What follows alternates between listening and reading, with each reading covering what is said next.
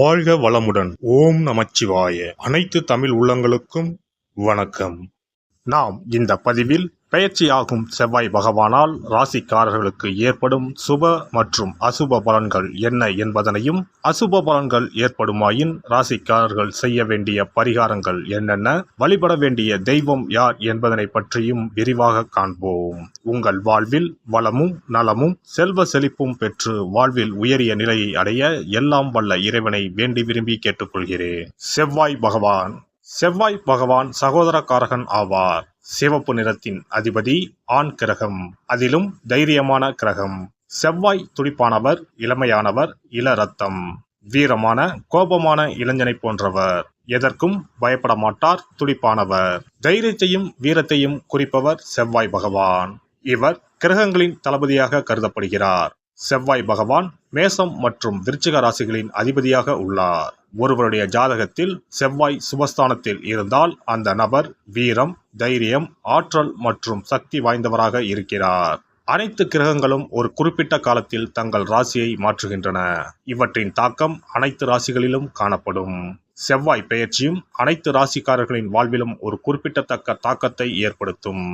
இந்த வருடம் ஜூன் 1ஆம் தேதி சனிக்கிழமை அன்று செவ்வாய் பகவான் தனது சொந்த ராசியான மேசத்தில் பயிற்சியாக உள்ளார். செவ்வாய் கிரகத்தின் இந்த பயிற்சியானது மாலை 3:39 நடைபெறும்.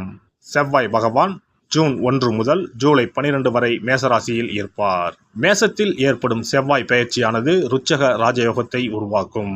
இதனால் சில ராசிக்காரர்களுக்கு அற்புதமான நற்பலன்கள் கிடைக்கும். செவ்வாய் பகவான் மகர ராசியில் அல்லது அதன் சொந்த ராசியான மேசம் அல்லது விருச்சகத்தில் இருக்கும்போது இந்த ருச்சக ராஜயோகம் உருவாகிறது. இந்த அற்புதமான சேர்க்கை ஏற்படும் போது அதன் செல்வாக்கின் கீழ் உள்ள ராசிக்காரர்கள் மிகவும் தைரியமாக, துணிச்சலாக மாறுகிறார்கள். சமூகத்தில் அவர்களின் கௌரவம் அதிகரிக்கிறது. பணிபுரியும் இடத்தில் தனி மரியாதை கிடைக்கிறது. இனி செவ்வாய் பெயர்ச்சியால் ஏற்படவுள்ள ருச்சக ராஜயோகத்தால் அதிகப்படியான நல்ல பலன்களை அடைய உள்ள ராசிகளை பற்றி காண்போம். அடுத்தவரை அனுசரித்து செல்வதில் கெட்டிக்காரர்களான துலாம் ராசி அன்பர்களே, இந்த செவ்வாய் பெயர்ச்சியில் நீங்கள் எதிர்பார்த்த காரியங்கள் அனைத்தும் சாதகமாக நடக்கும். பணம் சார்ந்த விஷயங்களில் எதிலும் கவனமுடன் செயல்படுவது நல்லது. எதிர்பாராத சில சம்பவங்கள் நடக்கலாம், அதனால் உங்களுக்கு நன்மையும் உண்டாகலாம். ஆன்மீக பணிகளில் நாட்டம் அதிகரிக்கும், பணவரத்து கூடும், எதிர்ப்புகள் மறையும். பகை பாராட்டியவர்கள் பகையை மறந்து நட்பு கரம் நீட்டுவார்கள். நீண்ட நாட்களாக இருந்து வந்த பிரச்சனைகள் குறையும். எதையும் செய்து முடிக்கும் சாமர்த்தியம் உண்டாகும். வாக்கு வன்மையால் காரியங்களில் அனுகூலம் ஏற்படும். வேலை தவறி உண்ண வேண்டியிருக்கும், வாகனம், வீடு ஆகியவற்றால் செலவு ஏற்படும்.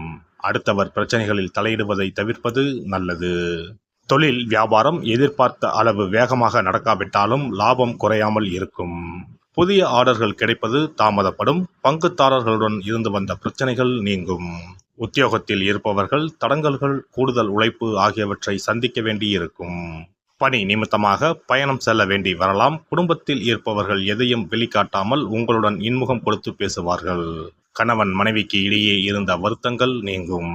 பிள்ளைகள் விஷயத்தில் அதிகம் அக்கறை காட்டுவீர்கள். அக்கம் பக்கத்தினரிடம் அனுசரித்து செல்வது நல்லது. பெண்களுக்கு சாமர்த்தியமான பேச்சின் மூலம் காரிய வெற்றி கிடைக்கும். மற்றவர் விவகாரங்களில் தலையிடுவதை தவிர்ப்பது நல்லது. கலைத்துறையினருக்கு சிறப்பான காலகட்டமாக இருக்கும். பழைய பாக்கிகள் வசூலாகும்.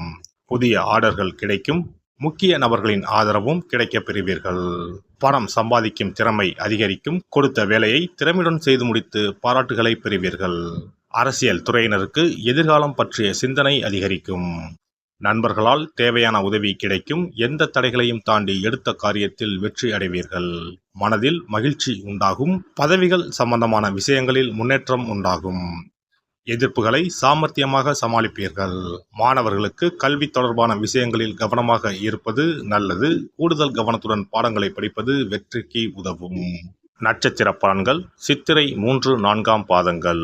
உத்தியோகத்தில் இருப்பவர்கள் ஏற்கனவே செய்த வேலைகளுக்கு இப்போது பாராட்டும் பண உதவியும் கிடைக்கப் பெறலாம்.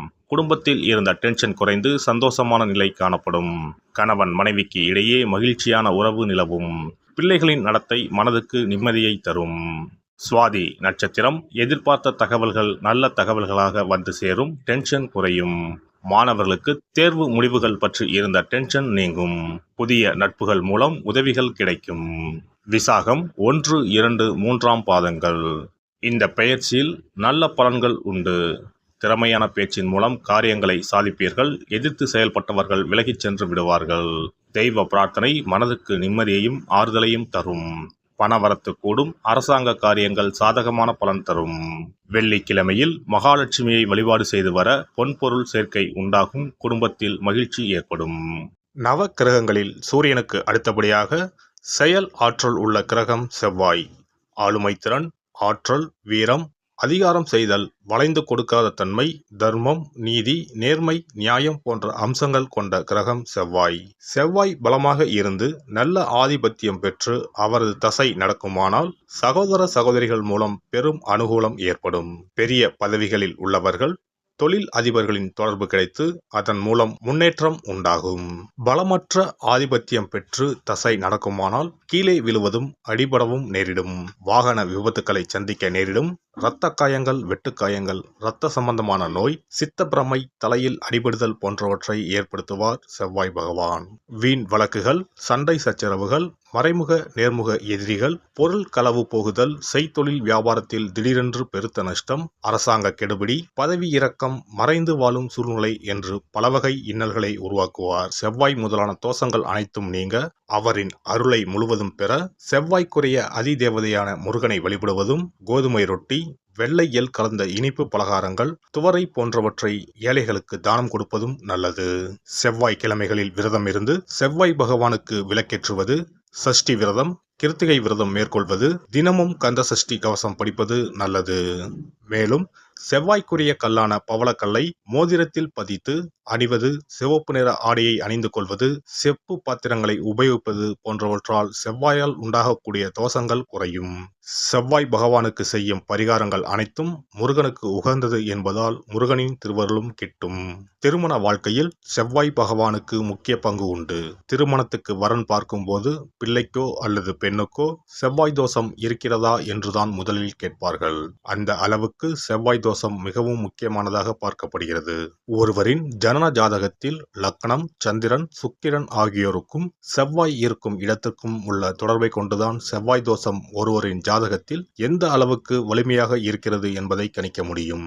செவ்வாய் தோஷம் இருக்கிறது என்றால் நம்பிக்கையோடு மிக எளிய பரிகாரங்களை செய்வதன் மூலம் தோஷ நிவர்த்தி பெறலாம். செவ்வாய் தோஷம் என்பது திருமண தடையை ஏற்படுத்துவது மட்டுமல்லாமல் மேலும் பல இடையூறுகளையும் ஏற்படுத்தும்.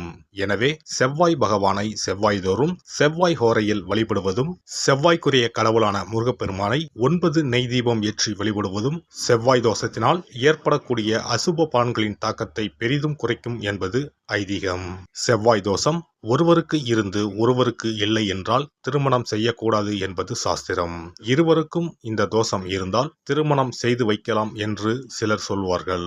ஆனால் பொதுவாக தோஷம் ஒருவருக்கு இருந்தாலும் சரி அல்லது இருவருக்குமே இருந்தாலும் சரி, தக்க ஜோதிடர்களை ஆலோசித்து முறைப்படி பரிகாரங்கள் செய்வதுதான் சரி. செவ்வாய் தோஷத்தால் திருமண தடை உள்ளவர்கள் வைத்தீஸ்வரன் கோவிலுக்கு வந்து அரசமரத்தடி விநாயகர் ஆதி வைத்தியநாதரை வழிபட்டு ஆலமரத்தை சுற்றி வர வேண்டும். வைத்தியநாத சுவாமி, தையல்நாயகி அம்மன், செவ்வாய்க்கு அதிதேவதையான முருகப்பெருமானை வழிபட வேண்டும். சன்னதியில் உள்ள செவ்வாய் பகவானுக்கு சிகப்பு வஸ்திரம் சாத்தி அபிஷேகம் செய்து பரிகாரம் செய்ய தடைகள் நீங்கும். இந்த வீடியோ பதிவு உங்களுக்கு பிடித்திருந்தால் லைக் பண்ணுங்க, கமெண்ட் பண்ணுங்க, ஷேர் பண்ணுங்க, மறக்காம சப்ஸ்கிரைப் பண்ணுங்க, பக்கத்துல இருக்கிற பெல் பட்டனை கிளிக் பண்ணுங்க. நன்றி, வணக்கம். ஓம் நமச்சிவாய. சிவாய நம.